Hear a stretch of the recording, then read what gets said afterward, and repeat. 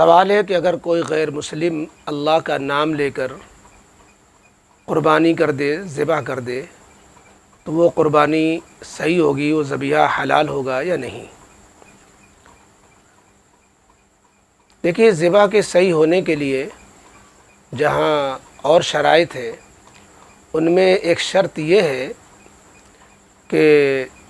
جو جانور ذبح کیا جا رہا ہے اس پر اللہ کا نام لینے کے ساتھ ساتھ ذبح کرنے والا خود بھی موحد ہو،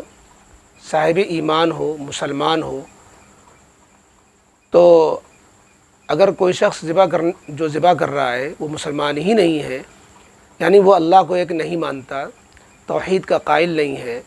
اللہ رب العزت کی وحدانیت پر یقین نہیں رکھتا، جس کو مسلمان کہتے ہیں، تو وہ اس کا بسم اللہ پڑھنا نہ پڑھنا جو برابر ہے، چونکہ وہ بسم اللہ کا اعتقاد نہیں رکھتا۔ تو صرف زبان سے اگر بسم اللہ پڑھ بھی لیا اور وہ غیر مسلم ہے تو پھر ذبیحہ حلال نہیں ہوگا۔ اس لیے ذبح کرنے والا یا تو مسلمان ہو یا پھر کتابی ہو۔ کتابی کا مطلب یہ ہے کہ کم از کم اگر وہ مسلمان نہیں ہے تو دین و شریعت کو اس قدر تو مانتا ہو کہ کسی آسمانی مذہب کو، کسی جو ہے انبیاء کرام علیہ السلام کو نامزد طریقے سے، جیسے موسیٰ علیہ السلام کے ماننے والے، عیسیٰ علیہ السلام کے ماننے والے، داؤد علیہ السلام کے ماننے والے، تو کسی آسمانی مذہب اور کسی آسمانی پیغمبر کو مانتا ہو اور کسی آسمانی کتاب و شریعت کا وہ قائل ہو، آخرت کا وہ قائل ہو، اللہ کا وہ قائل ہو، اگرچہ اس کے اندر وہ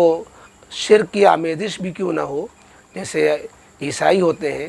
کہ وہ باوجود کہ وہ مانتے ہیں عیسیٰ علیہ السلام کو اور مانتے ہیں بائبل انجیل کو اور وہ مانتے ہیں آخرت کو، لیکن انہوں نے اپنے عقیدہ خراب کر رکھا ہے، توحید کے خلاف بھی کر رکھا ہے، لیکن وہ اپنے کئی عقیدوں کی وجہ سے وہ اسلام سے قریب ہے۔ اسی طریقے سے یہودی، چونکہ یہودیوں میں اور عیسائیوں میں جو اہل کتاب کہلاتے ہیں قرآن کے اصطلاح میں، ان کے ہاں ذبح کا طریقہ اور ذبح کے شرائط وہی ہے جو مسلمانوں کے ہاں ہیں۔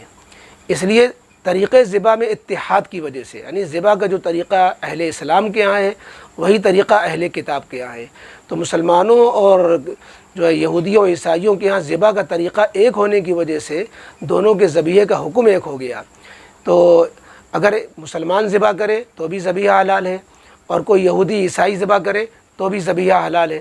اس بنا پر ذبیحہ کے حلال ہونے کے لیے یا تو مسلمان ہو یا جو ہے اہل کتاب ہو۔ باقی جو مشرک ہیں، جو اہل کتاب نہیں ہے، وہ اسلام سے کافی دور جا پڑے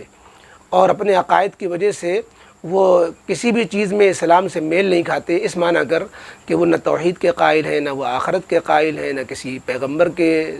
نامزد طریقے سے کیا قائل ہی نہیں ہے، اور شرک مزید برآں ساتھ ساتھ چل رہا ہے۔ اس بنا پر ان کا ذبیحہ باوجود کہ وہ اگر زبان سے کہہ بھی دے تو ان کا کہنے کا اعتبار نہیں ہوگا۔ جیسا کہ کوئی اگر ٹیپ ریکارڈ چلا دے تو اس کے پڑھنے کا اعتبار، بالقصد جو اسلام